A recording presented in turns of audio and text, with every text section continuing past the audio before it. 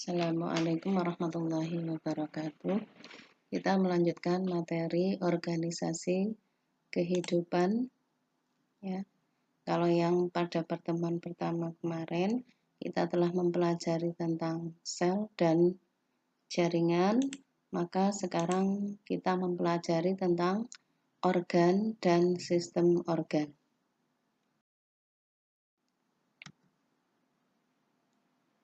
Organ pada hewan dan tumbuhan.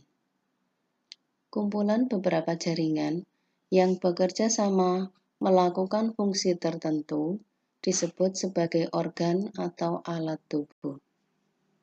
Nah, organ pada tumbuhan antara lain ada akar, batang, daun, bunga, dan biji.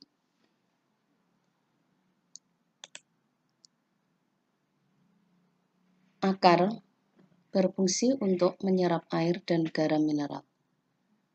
Batang berfungsi untuk menegakkan berdirinya tumbuhan, mengantarkan daun menuju sinar matahari, dan menyimpan cadangan makanan serta air. Contohnya pada tanaman tebu dan kaktus. Jadi batang tebu dan kaktus itu untuk menyimpan cadangan makanan dan air karena mereka biasanya hidup di tempat yang kering. Kemudian yang ketiga adalah organ daun. Fungsinya adalah tempat membuat makanan atau fotosintesis. 2. Untuk proses penguapan atau transpirasi. Yang ketiga adalah untuk pertukaran gas-gas pernapasan atau proses respirasi. Kemudian organ yang selanjutnya adalah bunga. Bunga berfungsi sebagai alat perkembangbiakan secara generatif atau secara kawin pada tumbuhan. Kemudian biji fungsinya adalah sebagai alat perbanyakan atau pemencaran. Ini adalah gambar dari tubuh tumbuhan beserta organ-organnya. Ini adalah akar yang tertanam di dalam tanah. Ya.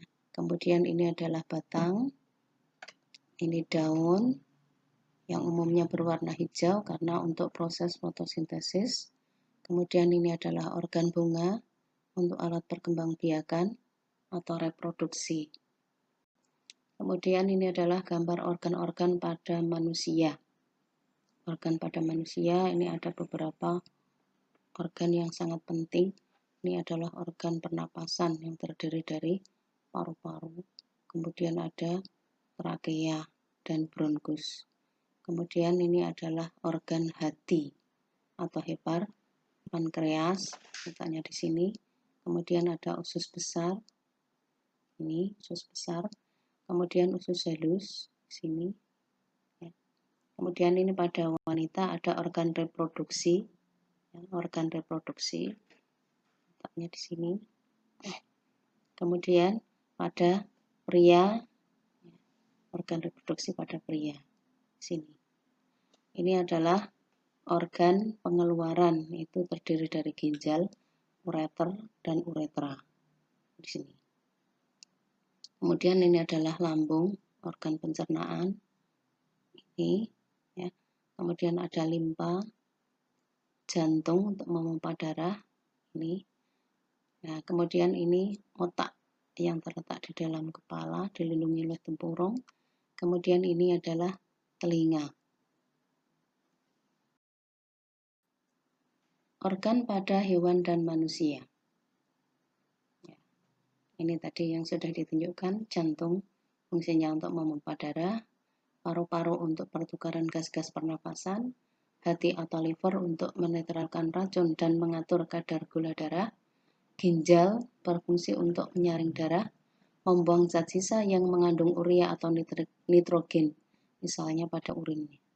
Kemudian lambung ini fungsinya untuk mencerna makanan secara mekanik dan kimiawi dalam tubuh. Kemudian usus halus berfungsi untuk menyerap sari-sari makanan, usus besar atau kolon untuk membusukkan sisa makanan dan mengatur kadar air pada sisa makanan. Sedangkan otak ini untuk mengatur kerja semua organ tubuh, karena otak merupakan saraf pusat. Nah, Sistem organ dan organisme.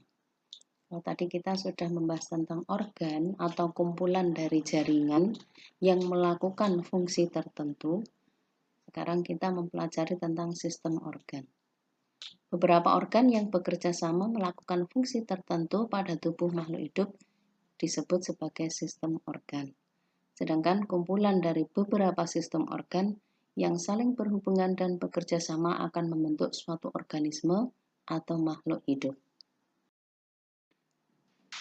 Nah, ini kita bisa melihat pada tabel nama sistem organ pada makhluk hidup, terutama ini pada manusia dan hewan ya.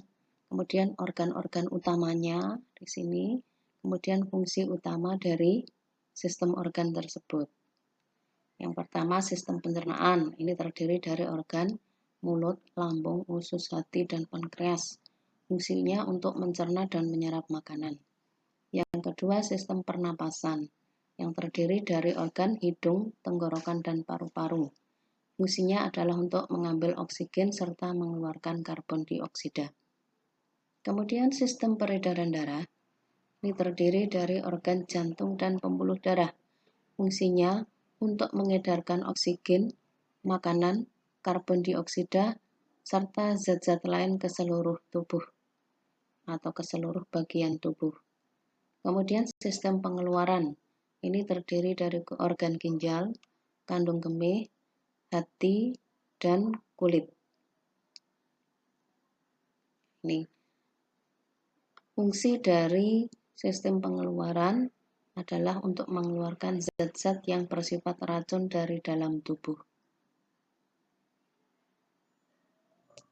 Kemudian yang berikutnya adalah sistem indera, yang terdiri dari mata, telinga, hidung, serta kulit. Ini fungsinya untuk mendeteksi adanya rangsangan yang berasal dari luar.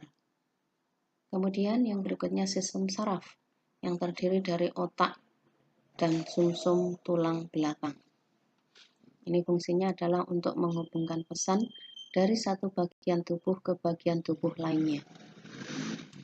Kemudian ada sistem kerangka atau sistem gerak, terdiri dari otot, tulang, dan sendi. Fungsinya adalah untuk menyokong tubuh dan memungkinkan pergerakan. Sedangkan sistem reproduksi atau untuk perkembangbiakan ini terdiri dari testis ini pada laki-laki dan ovarium pada perempuan. Fungsinya adalah untuk menghasilkan keturunan yang bertujuan untuk melestarikan jenis. Nah, dari materi yang sudah kita pelajari, bisa kita tarik rangkuman antara lain bahwa organisme ini merupakan bagian hierarki struktur makhluk hidup yang membentuk organisasi kehidupan.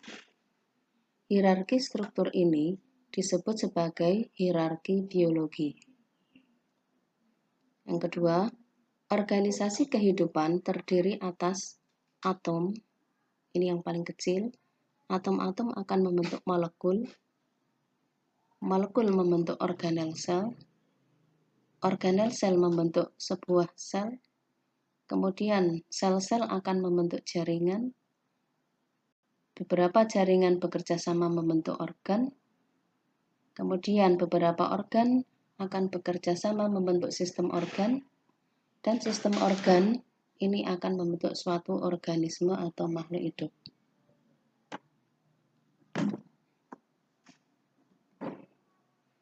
Kemudian yang berikutnya, sel ini berada di tingkatan struktural terendah yang masih mampu menjalankan semua fungsi kehidupan. Sel mampu melakukan regulasi terhadap dirinya sendiri, memproses energi, tumbuh dan berkembang, tanggap terhadap lingkungan, serta melakukan reproduksi.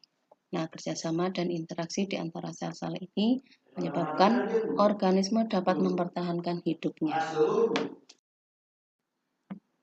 Berikutnya, sel-sel yang mempunyai fungsi dan bentuk yang sama ini akan berkelompok. Kelompok sel itu dinamakan jaringan. Kumpulan dari beberapa macam jaringan yang berbeda akan membentuk satu kesatuan untuk melakukan fungsi tertentu disebut sebagai organ. Sistem organ merupakan bentuk kerjasama antar organ untuk melakukan fungsi tertentu. Nah, ini akan Ibu lanjutkan dengan mengenal dan menggunakan mikroskop karena ini terkait dengan kita mengamati sel dan jaringan yang ukurannya sangat kecil. Jadi mikroskop adalah alat yang digunakan untuk mengamati benda-benda yang sangat kecil seperti sel dan jaringan. Ya, ini ada mikroskop cahaya, ini yang sederhana. Kemudian ini adalah mikroskop elektron. Mikroskop elektron ini dapat digunakan untuk mengamati sel dan jaringan sampai beberapa ribu kali perbesaran dan hasilnya adalah 3 dimensi. Sedangkan ini mikroskop cahaya ini ada di laboratorium. Ini digunakan untuk mengamati sel secara sederhana. Bagian-bagiannya ini ada lensa okuler, kemudian ini tabung yang menghubungkan antara lensa okuler dengan ini lensa objektif. Kemudian ini meja preparat untuk meletakkan preparat atau objek yang akan kita amati. Ini adalah kondensor dan diafragma. Ini untuk mengatur banyak sedikitnya cahaya yang masuk. Ini cermin adalah untuk mengumpulkan sinar atau cahaya menuju ke objek atau benda. Bagian yang paling bawah ini adalah kaki untuk menyangga mikroskop. Kemudian ada sendi inklinasi. Ya, ini penjepit objek. Ini adalah pegangan atau lengan. Kemudian ini ada skrup pengarah halus atau mikrometer untuk memfokuskan bayangan secara halus atau pelan-pelan. Sedangkan ini adalah skrup pengarah kasar atau makrometer untuk memfokuskan bayangan atau mencari fokus bayangan secara cepat. Nah, ini langkah-langkah menggunakan mikroskop. Yang pertama, ambil mikroskop dari kotak penyimpanannya. Tangan kanan memegang bagian lengan mikroskop, sedangkan tangan kiri memegang alas mikroskop. Kemudian mikroskop diletakkan di tempat yang datar, kering, dan memiliki cahaya yang cukup. Yang kedua, kita putar revolver. Revolver tadi adalah tempat untuk meletakkan lensa objektif. Sehingga lensa objektif ini dengan perbesaran lemah berada pada posisi satu poros dengan lensa okuler atau lensa yang tempat untuk melihat yang dekat dengan mata tadi. Sampai ada tanda klik pada revolver tadi.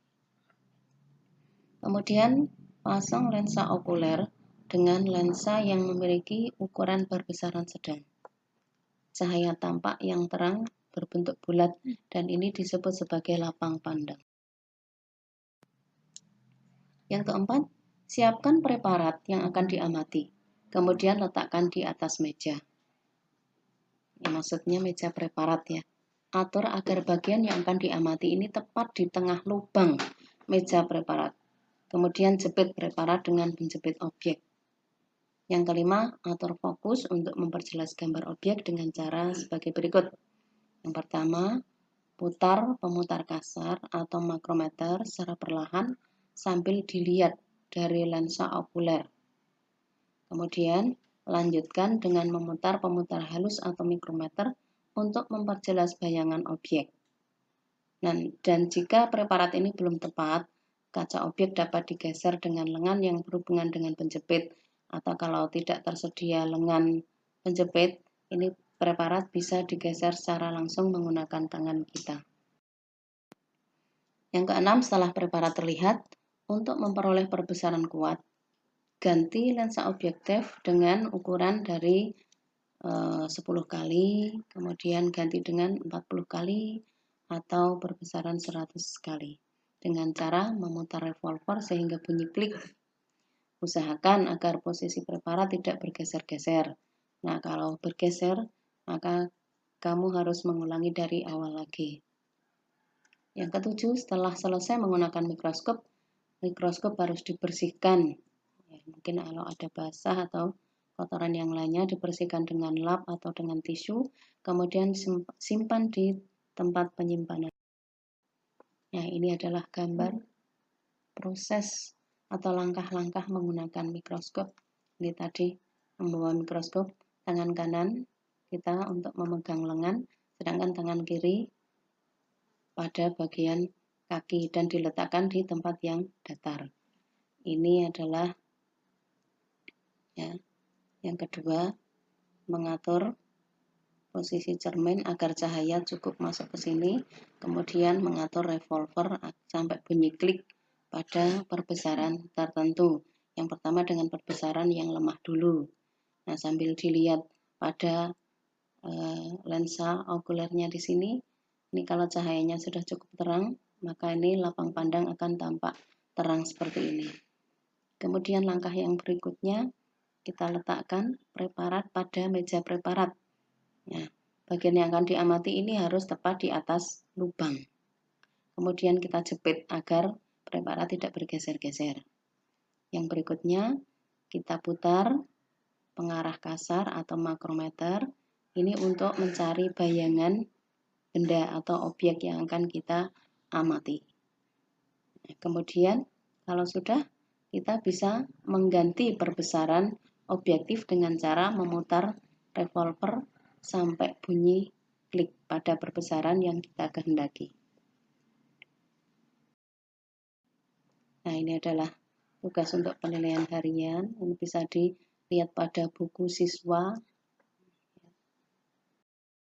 Ini juga ada 5 soal ulangan harian pada buku siswa. Silakan kalian mempelajari kembali dan mengerjakan tugas serta mengumpulkannya sesuai dengan waktu yang telah ditentukan. Akhirnya cukup dari Ibu ya. Assalamualaikum warahmatullahi wabarakatuh.